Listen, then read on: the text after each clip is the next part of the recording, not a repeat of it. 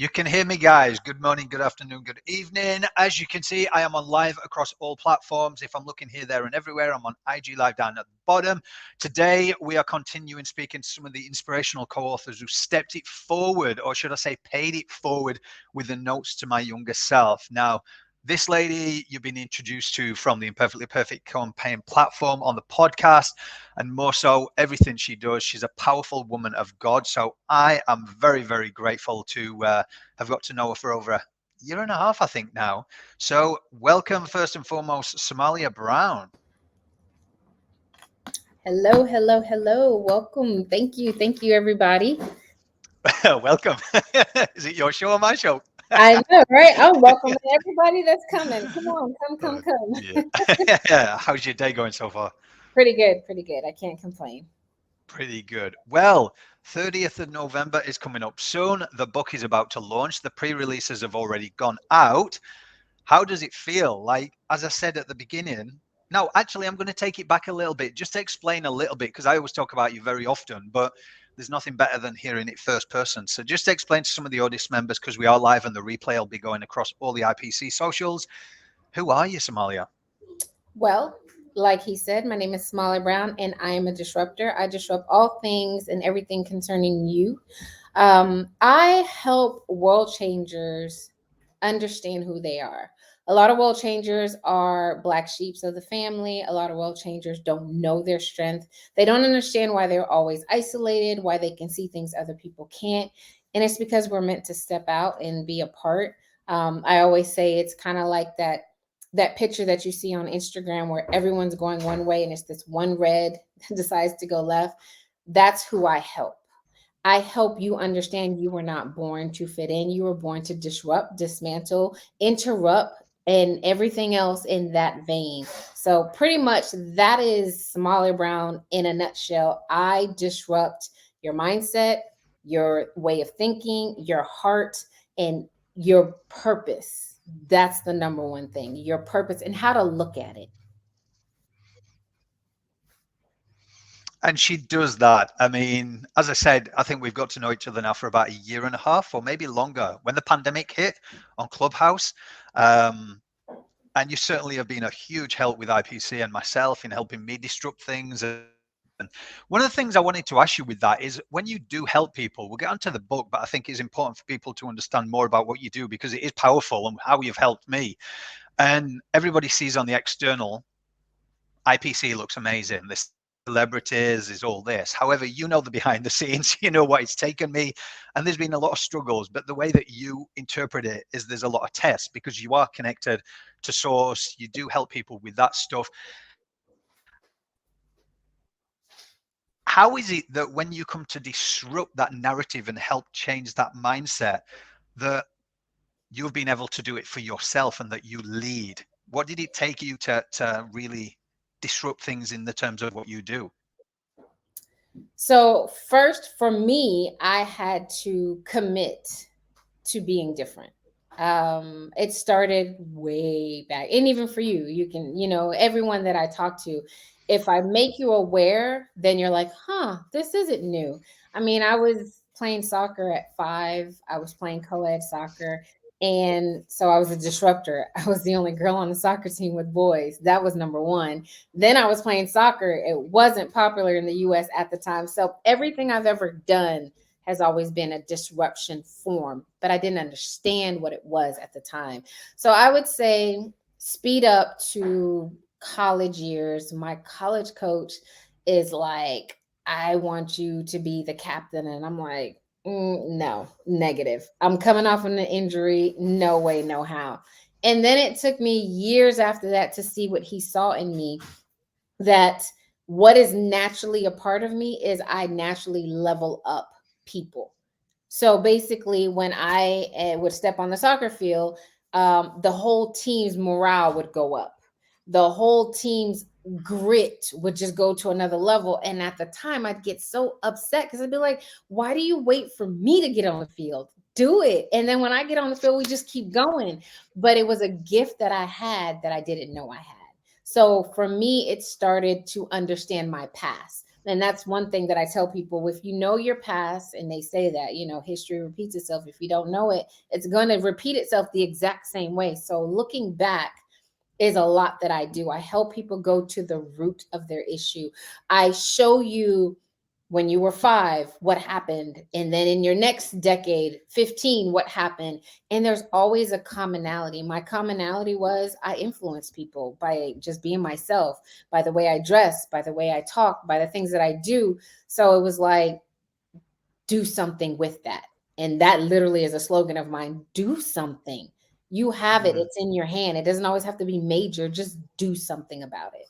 So for me, that's how it started, and that's what I did. I accepted it.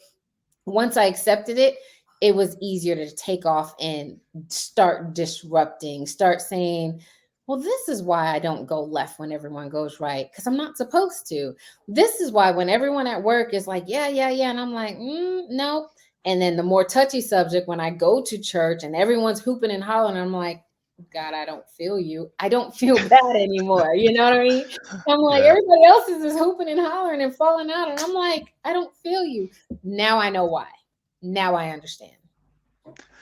And I think anything, if I can say to listeners and watching the replay, what I've learned from you is that individual journey. Because I used to go in rooms, and a friend who's a man of God as well sent me this meme, and he was like, Glenn, this is you. And the meme was to take the Michael out of me by showing me and a red carpet and expecting God to come up to me, shake my hand, and speak to me in person. And I was like, yeah, you know me too well.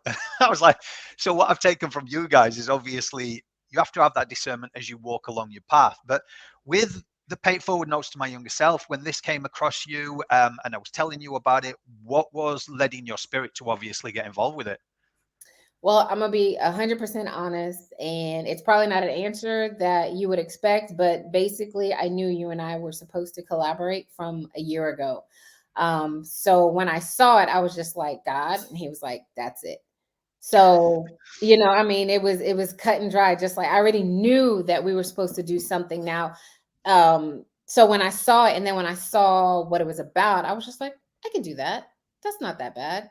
Actually, that's pretty cool. But I'm gonna be honest. Initially, it was just IPC, Glenn, God, yes, let's go. Oh, wow, love that. And it certainly has been bringing the right people across my Yep. path, and for everything that, yeah, you've given me advice on, I very much appreciate it. How did you find the process? Because obviously you've done a lot of work on yourself, like you said at the beginning anyway. So how did you find that process? It was very simple. I had already done a lot of the work, and again, being a disruptor that I am, um, when we're doing the process, I kind of already had everything together. I already had my name, I already had my bio, and I saw that was a difference in the community. But the one thing that I noticed, that again, I was just like, God, it doesn't matter if I don't try to disrupt, I just do. Um, my story, to not tell a lot so that you guys go read it and buy the book, started from the womb. Well, how can I go back to understand the womb? I can't. And I asked her, I said, have you ever had this? She goes, nope, you're the first. And I was like, yeah, disruption again. So I was like, it never fails. She's like, no, I've never had anyone that had to go all the way back to the womb. So Wow. yeah. So it was definitely, the process it wasn't hard because I had already done a lot of the work. It was just putting it on paper. So this is about positively impacting 1 billion as a collective to come forward. What is your hope for the book, or what is your hope for it to land in the right person's hand to take away from your story and everyone's story? Honestly, what I want is for everyone who reads it is to see themselves. I think we have, and you and I've had this talk, and it could go down a long rabbit hole. Instagram, you don't see yourself. You see an image of what they want you to see. This book is raw, it's real, it's emotional. I mean, there's all kind of stories in there, and you can see yourself in one of them. If it's meant for you, you will see yourself, and not just one. You may see yourself in part of mine, and part of Christy, and part of Claire. You will see yourself in one or more, and that's rare. So as simple as that answer is, open up social media.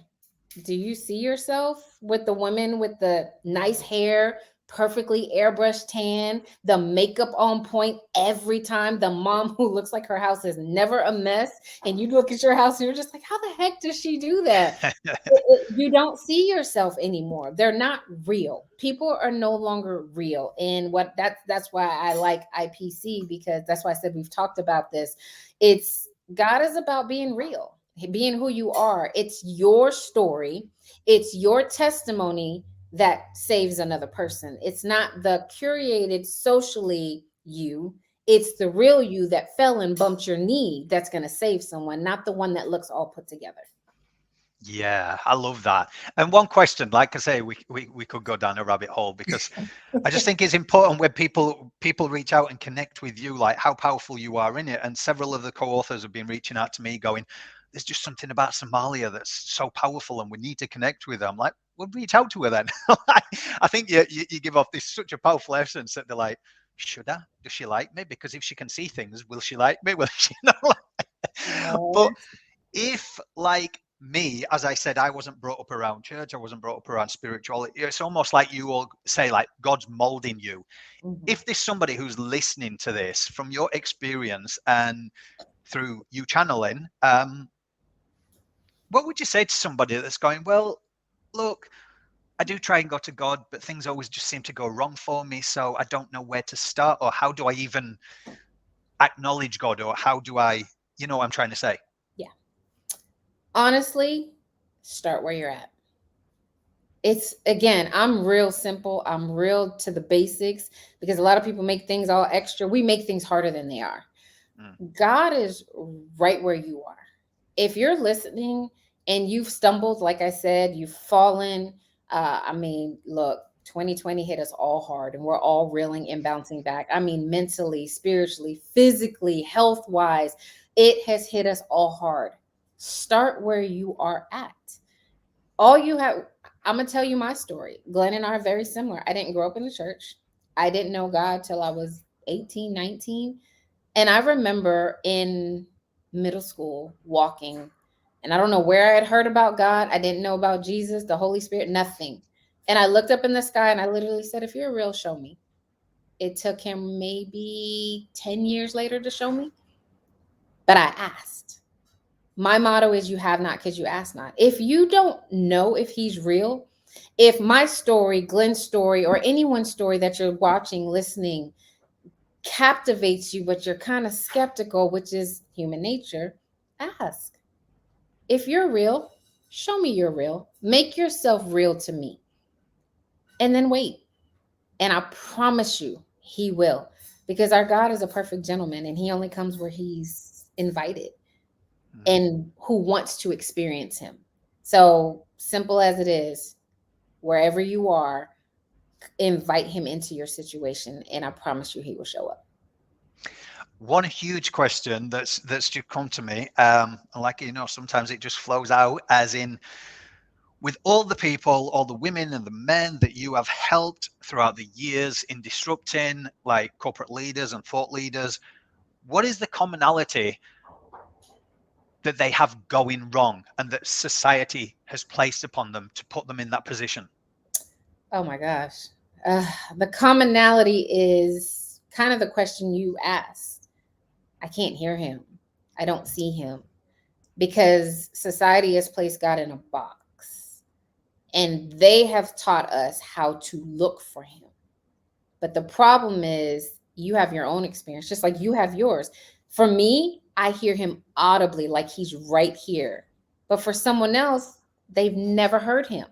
They see him, physically see a manifestation. For the next person, it's in writing. Every time they open up the Bible, I had a friend like that in college.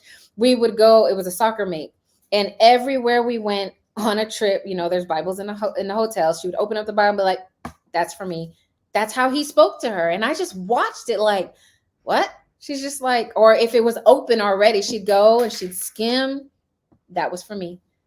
And I was just like, what do you mean? And she was teaching me. She was just like, I was just taught every time there's a Bible open, there's something in it for you on that page. He still doesn't really speak to me that way. He speaks to me audibly, but that was hers. And society has told us, get on your knees and do this. There's Mm. nothing wrong with that, but let's be real. Glenn and everybody else listening, in the middle of the day in rush hour and someone cuts you off and they make you angry, are you really going to get out your car, get on your knees and do this? No, that's Mm. not real. You know what I mean? So they Yeah. teach us these ways, or by your bedside before you go to bed and you do this.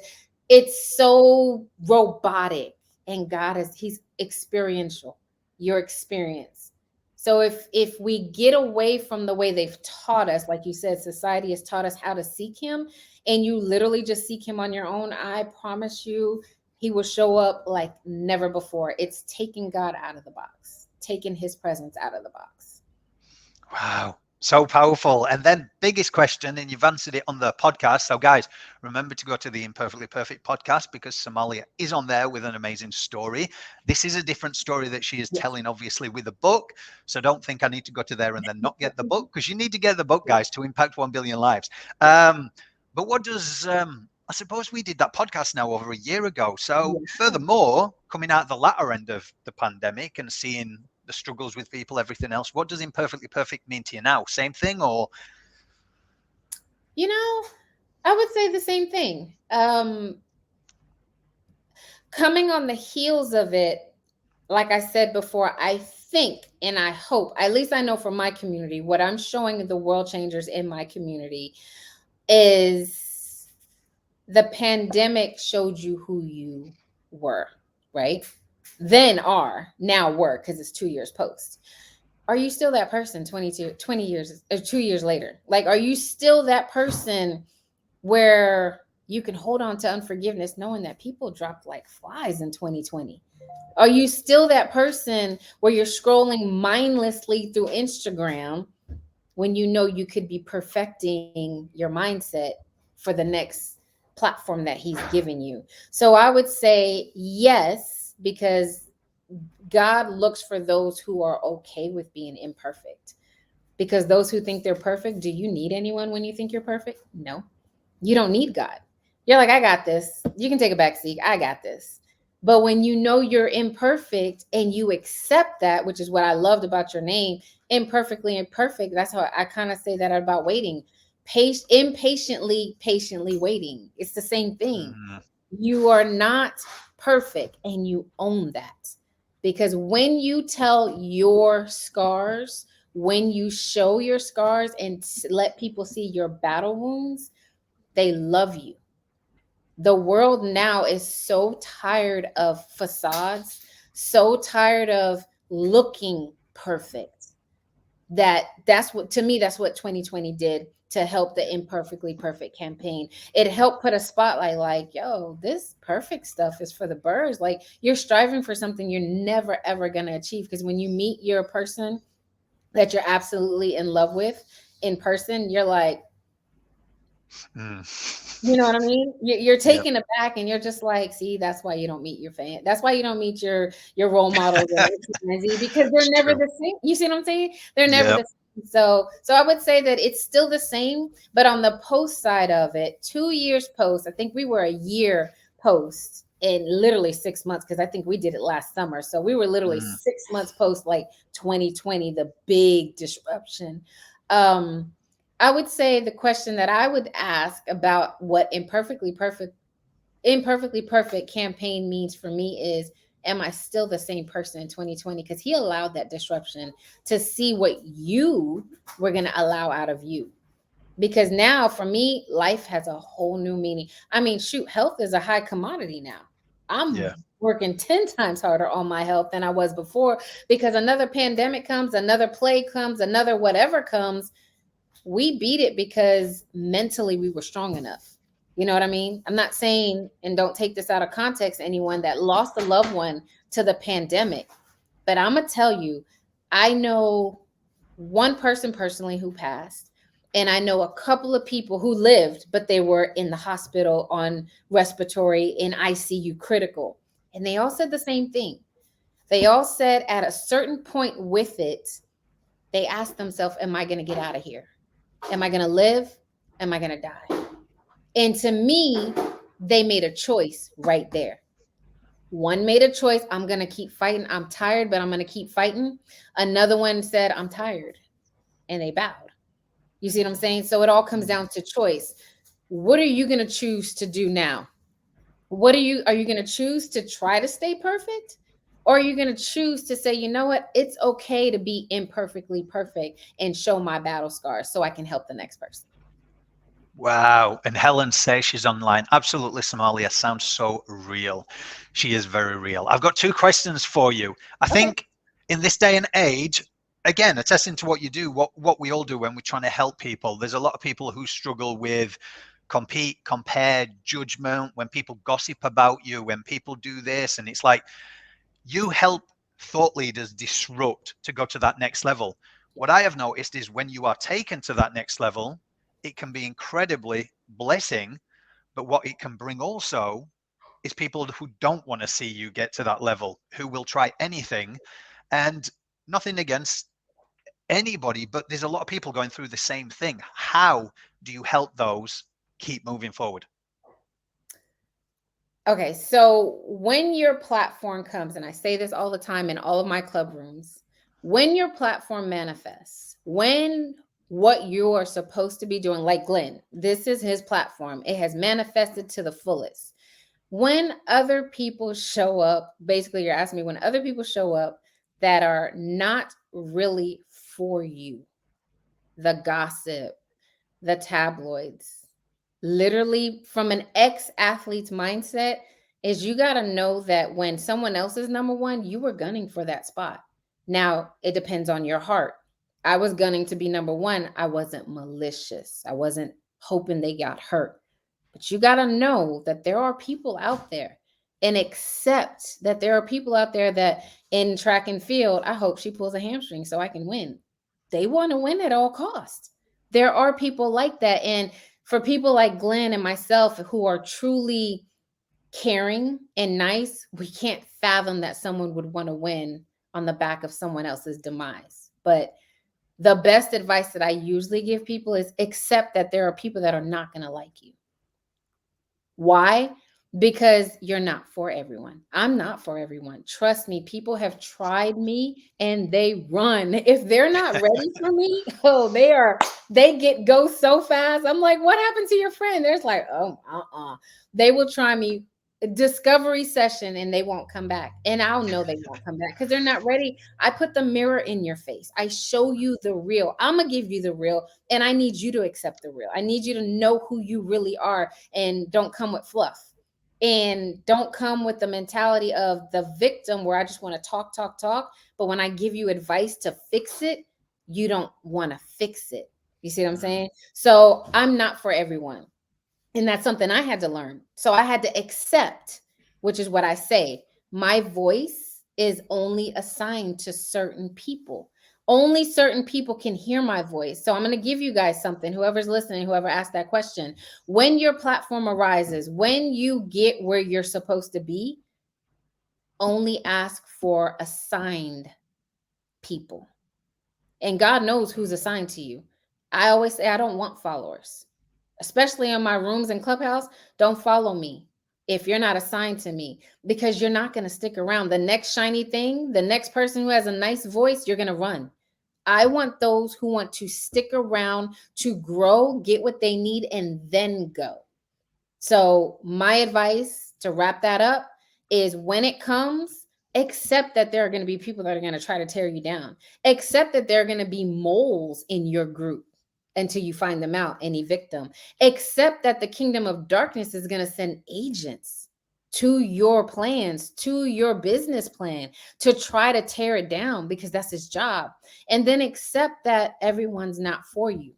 And if he strips everyone, it's okay, because you know what that means? He's bringing the right people. And then you got to Mm. accept that he's going to bring the right people. And guys, this is why you need to follow this lady. This is how powerful, and this is the one way that I hear things, because God uses people for me at the moment. And when you speak, confirmations come through and other people. So this is the whole way. Um, where can people find out more information about you? I mean, the book is out 30th of November. People, make sure I'll put up all the links, but you need to go and I won't say follow this lady because of what you just said, but you know what I mean. You've heard what she said. Helen said sounds so real. She is, and I'm very grateful God's kept her in my life for over nearly 2 years now. So, guys, make sure you find out where she is. Somalia, take it away. Where can they find you? Absolutely. I am on Clubhouse at Real One Somalia. That's where you can find me on a daily basis. I have rooms right now. I'm running a November is Speaking to You.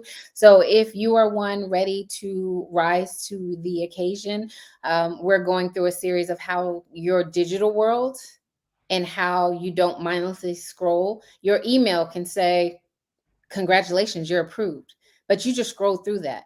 Your email is talking to you. It's telling you you've been approved for something. Go figure out what that is. So you can catch me on Clubhouse every day in the month of November at Real One Somalia with the Clubhouse of World Changers. I'm on Instagram at Real One Somalia. And you can catch my YouTube, which is I Am Somalia Brown, because I just found out that they are allowing you to get a handle. And of course, the I did today. country. Yes, but the country got Somalia, so I am Somalia Brown. So yes, and then I have my own website, and it's somaliabrown.com. And if you are interested in learning more about me right now, I am running a special where you can try my World Changers app for 3 days to see if it's something for you. You're able to scroll through, see exclusive videos. There's things on there that's not on YouTube. There's things that I put on there, resources, cards. I'm a big fan of cards. Whatever I say, I like to put it down in steps for people because I know people need steps just to kind of remember how to do certain things. So yeah, you can find that on Mighty Networks, and it's under World Changers as well. Amazing. And guys, like I always say, you really need to have great people around you and in your corner, because you will start clapping the loudest for everyone's success when they speak to people like Somalia. Because what she has done, as I say, IPC has taken an army to get it to where it is. Yes. I might have been putting the work in behind the scenes, but without God bringing people like Somalia and people along the way, I could have quit so many times. They are there for encouragement and getting you through these times, and also helping in personal and professional development. So go and find Somalia today, guys. But Somalia, as always, it is a pleasure to speak to you and hear the words of wisdom that come out of your mouth. So guys, make sure, as I always say as well, keep having the hard conversations, because it's the hard Yes. conversations that save lives. Yes.